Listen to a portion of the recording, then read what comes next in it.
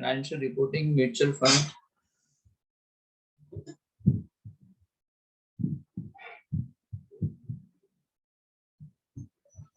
Financial reporting के अंदर आता है, हमें देखना है म्यूचुअल फंड। तो म्यूचुअल फंड में क्या रिपोर्टिंग करना पड़ेगा आपको? म्यूचुअल फंड के अंदर रिपोर्टिंग करना पड़ेगा एक तो balance sheet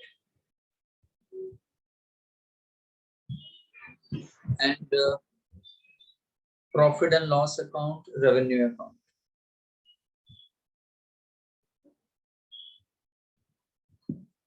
auditors report, trustee का रिपोर्ट,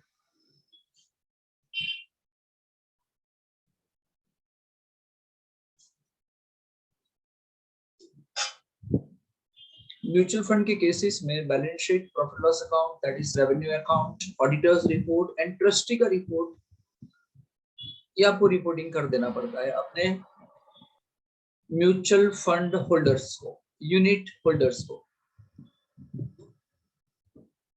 चलिए, उसके अंदर बैलेंस शीट क्या है, किस तरीके से बनती है, एंड रेवेन्यू अकाउंट क्या है, किस तरीके से बनता है, वो देखना।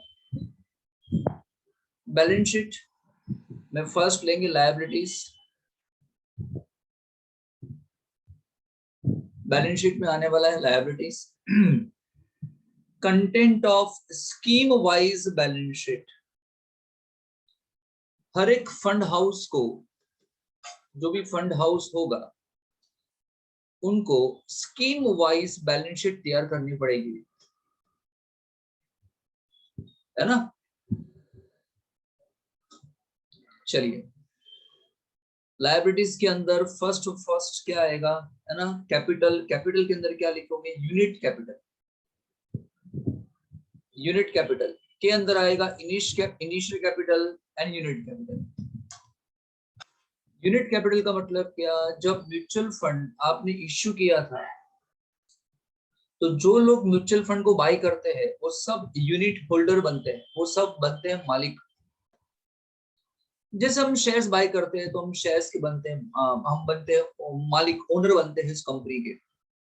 उसी तरीके से हम म्यूचुअल फंड बाय करेंगे तो म्यूचुअल फंड कंपनी के हम बनते हैं मालिक। इसे बोलते हैं यूनिट कैपिटल। के अंदर इनिशियल कैपिटल दिया हो, अगर मान लो इनिशियल कैपिटल दिया हो ट्रस्टी ने, ओनर ने, तो वो इनिशियल कैपिटल बहुत कम बार आएगा। एंड यूनिट कैपिटल मतलब कि आपने इसको इश्यू किया था मार्केट के अंदर, तब कितने कितने लोगों ने आपकी म्यूचुअल फंड बाय किए, है ना, ये हो जाएगा यूनिट कैपिटल। समझ में आया? ओपन एंडेड म्यूचुअल फंड समझाया था मैंने आपको। ओपन एंडेड म्यूचुअल फंड जो कभी भी आप बाय कर सकते हैं, कभी भी बेच सकते हैं। तो कभी भी आप बाय करोगे तो आप बन जाओगे मालिक, और कभी भी आप बेचोगे तो आप मालिक में से निकल जाओगे। मतलब यूनिट कैपिटल ओपन एंडेड के अंदर फिक्स नहीं रहता है, वो चेंज होता रहता है ना। जिस तरीके से हम शेयर बाय करेंगे तो हम बनेंगे मालिक, शेयर बेचेंगे तो मालिक में से निकल जाएंगे कंपनी के। एग्जैक्टली वैसे ही। फिर लिखना है आपको रिजर्व्स एंड सरप्लस में जो रिजर्व हम सीखते थे वही सब रिजर्व्स है, एक्स्ट्रा कुछ नहीं है। यूनिट प्रीमियम रिजर्व है, जिस तरीके से शेयर रिजर्व होता था, शेयर प्रीमियम होता था, उस तरीके से यूनिट प्रीमियम है। यहाँ शेयर नहीं बोलना है आपको, यूनिट बोलना है। Unit premium reserve, general reserve, dividend equalisation reserve, any other reserve and appropriation account. यानी रेवेन्यू अकाउंट का जो भी बैलेंस होगा, प्रॉफिट एंड लॉस अकाउंट का जो भी बैलेंस होगा, वो यहाँ पे आ जाएगा, रिजर्व्स एंड सरप्लस में आ जाएगा। पहले प्रॉफिट लॉस का जो प्रॉफिट आएगा तो यहाँ पे लिख देंगे रिजर्व सरप्लस में, एप्रोप्रिएशन अकाउंट। अगर म्यूचुअल फंड ने लोन्स एंड बोरोइंग्स लिया है मार्केट में से, वो लिख देना है। आरबीआई से अगर आपने लोन लिया है, सेटलर यानी ट्रस्टी से है ना। अगर आपने लोन लिया है, स्पॉन्सर, स्पॉन्सर बोलना चाहिए, क्या बोलना चाहिए मुझे, स्पॉन्सर। अगर आपने लोन लिया है तो यहाँ पे आ जाएगा। फ्रॉम अदर कॉमर्शियल बैंक्स, किसी से भी लोन लिया हो तो यहाँ पे आ जाएगा।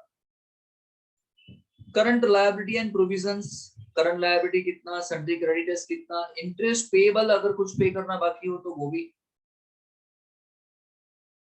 क्लियर ना।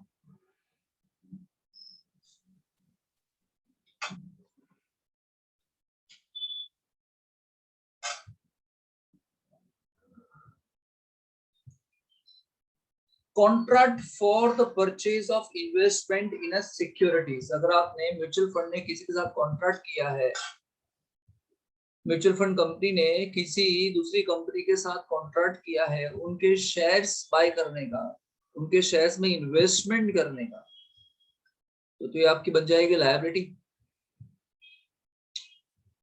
है ना। ये बैंक ओवरड्राफ्ट है, बीओडी है ये। एंड अनक्लेम डिस्ट्रीब्यूटेड इनकम, मतलब अनक्लेम डिविडेंड जैसा हम बोलते थे कंपनीज की केसेस में। म्यूचुअल फंड कंपनी अगर किसी को डिविडेंड नहीं दे पाती है तो डिविडेंड नहीं दे पाने की सूरत में ये बन जाता है आपके लिए liability. Unclaim dividend, unclaim distributed income, done.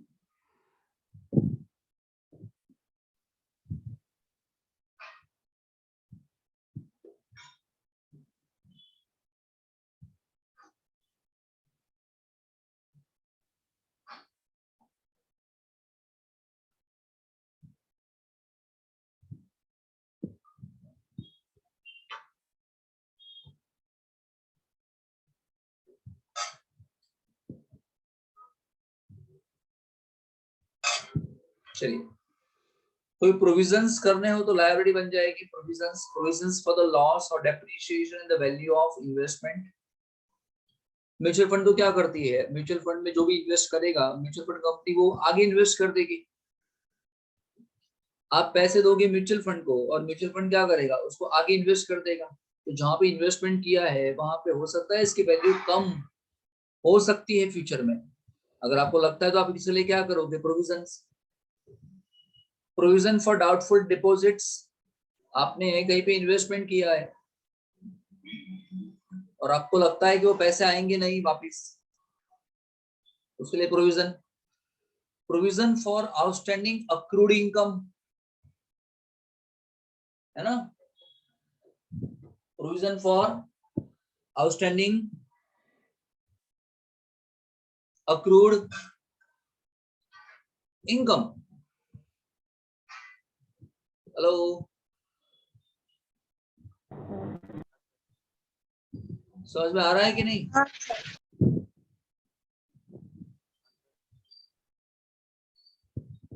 Consider doubtful, जो आपको डाउटफुल लगता था, जो आपने इनकम में तो प्लस कर दिया है लेकिन फिर भी डाउटफुल है। अक्रूवल बेसिस पे प्लस तो कर दिया है आपने, इनकम में प्लस तो कर दिया है लेकिन फिर भी डाउटफुल है, तो उसके लिए प्रोविजन करना पड़ेगा।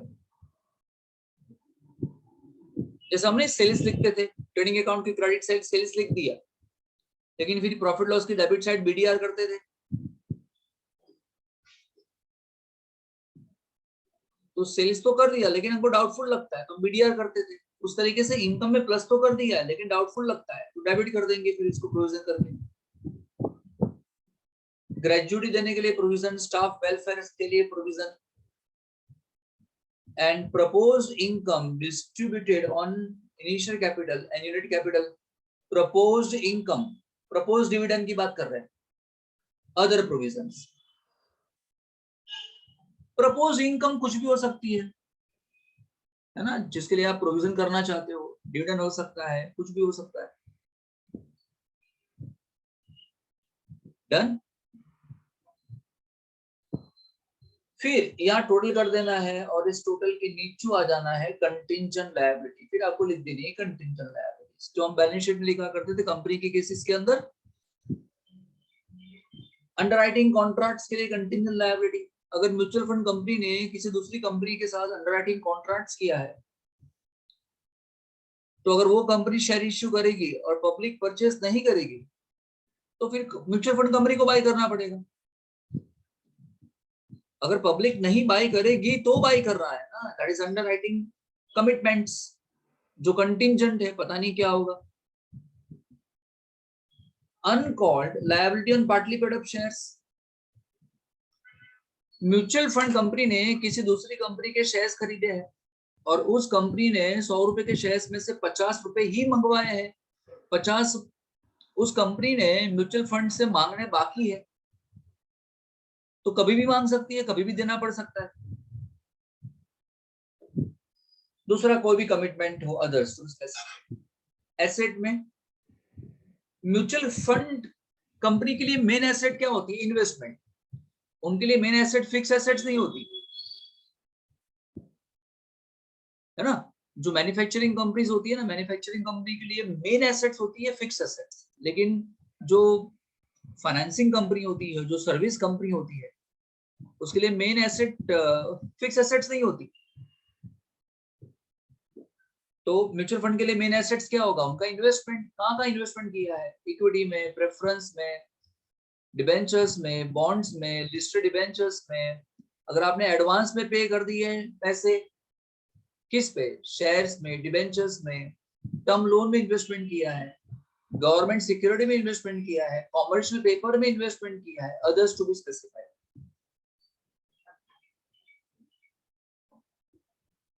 बोलिए।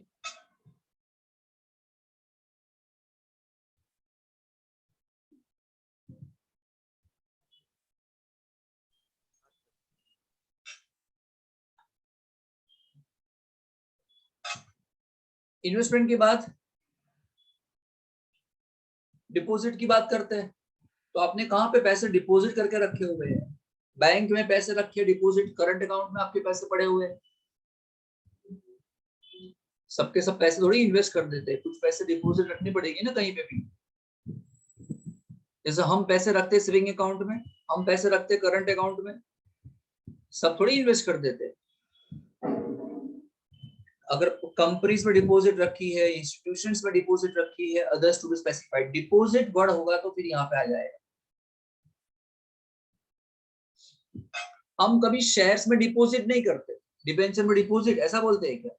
ना, डिबेंचर में इन्वेस्टमेंट बोलते हैं, शेयर्स में इन्वेस्टमेंट बोलते हैं, बॉन्ड्स में इन्वेस्टमेंट बोलते हैं, कॉमर्शियल पेपर्स में इन्वेस्टमेंट बोलते हैं, करंट अकाउंट में डिपॉजिट बोलते हैं, सेविंग अकाउंट में डिपॉजिट बोलते हैं, फिक्स्ड डिपॉजिट बोलते हैं, पब्लिक डिपॉजिट्स बोलते हैं। Other current assets, other current assets में करंट अकाउंट में पैसे रखे हो, डन।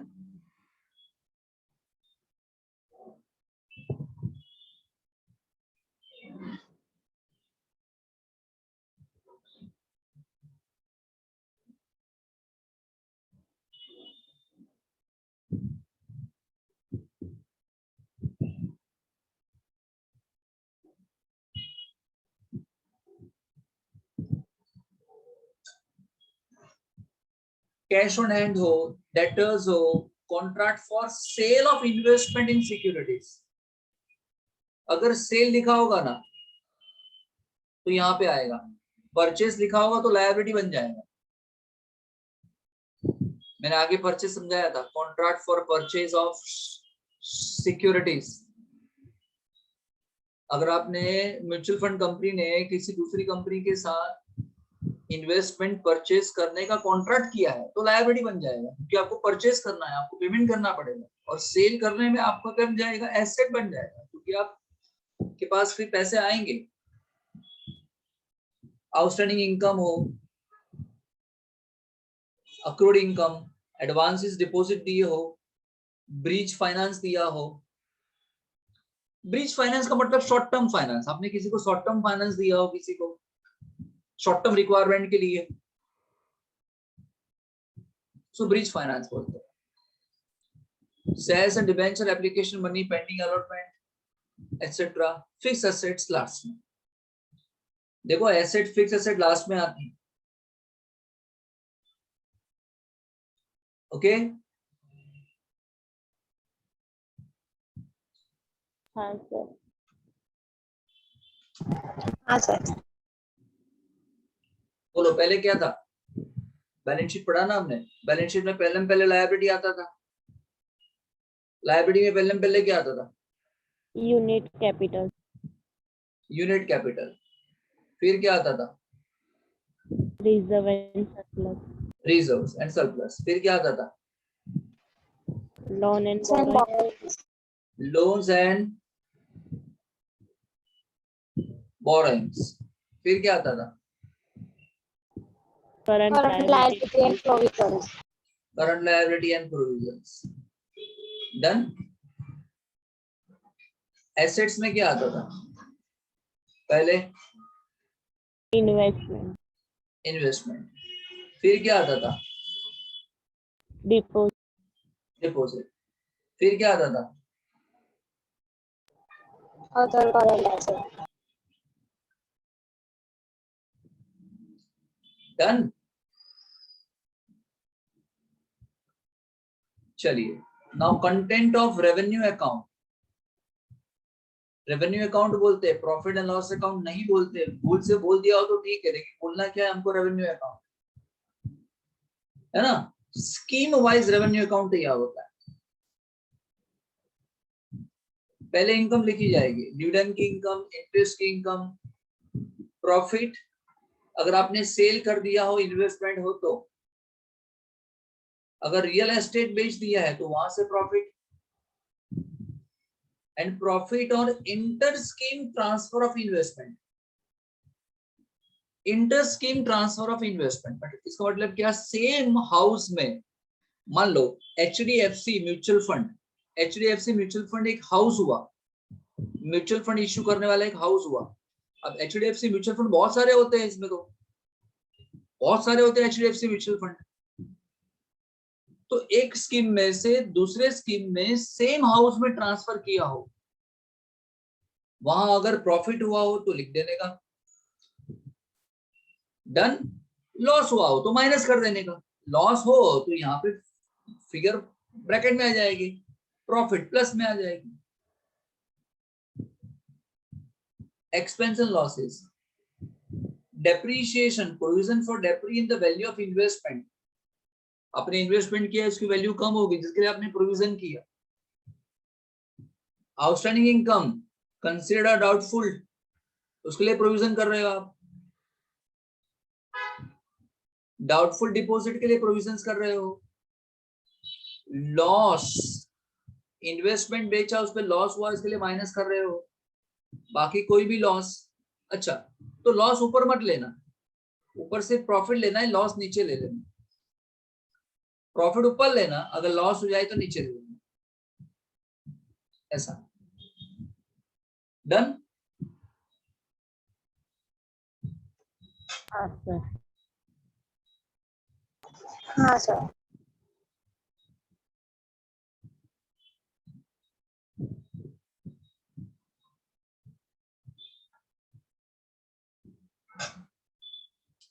और भी कुछ नहीं है, देखो लास्ट में क्या है? लॉस ऑन इंटरेस्ट स्कीम, खत्म।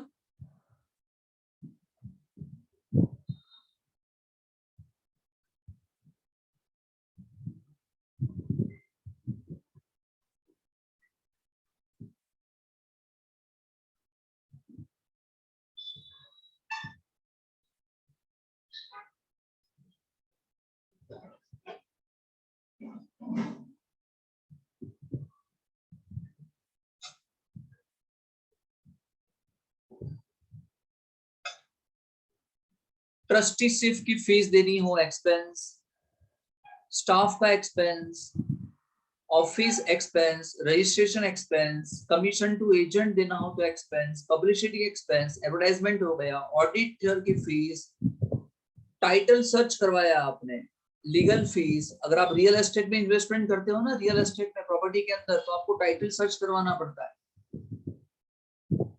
तो उसका एक्सपेंस। इंश्योरेंस का कोई एक्सपेंस हो, एडवाइजरी फीस आपने पे की हो, दूसरे कोई भी ऑपरेटिंग एक्सपेंस हो, डेप्री ऑफ अ फिक्स्ड एसेट्स हो, कस्टोडियन फीस हो, रजिस्ट्रेशन फीस हो, रिपेयर्स के एक्सपेंस हो। कस्टोडियन क्या है, ट्रस्टी क्या है, स्पॉन्सर क्या है, ट्रांसफर एजेंट क्या है, ये हमने म्यूचुअल फंड का एक वीडियो में बताया था मैंने आपको।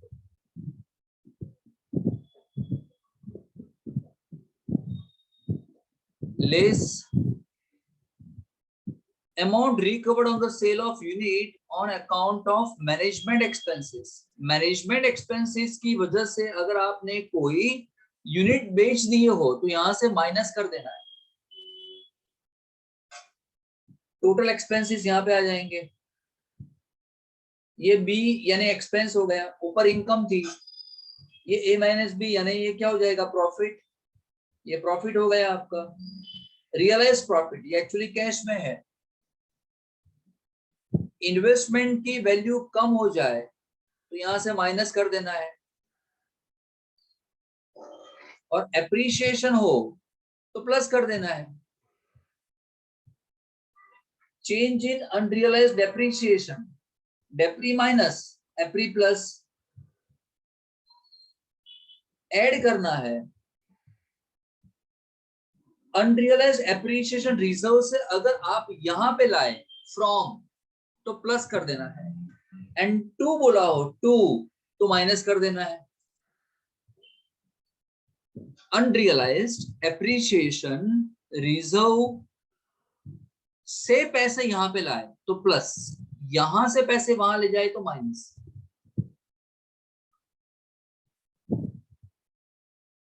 इक्विलाइजेशन प्लस या माइनस हो सकता है, एंड फिर टोटल हो जाएगा, और फिर यहां से डिविडेंड देंगे आप। बोलिए, क्लियर?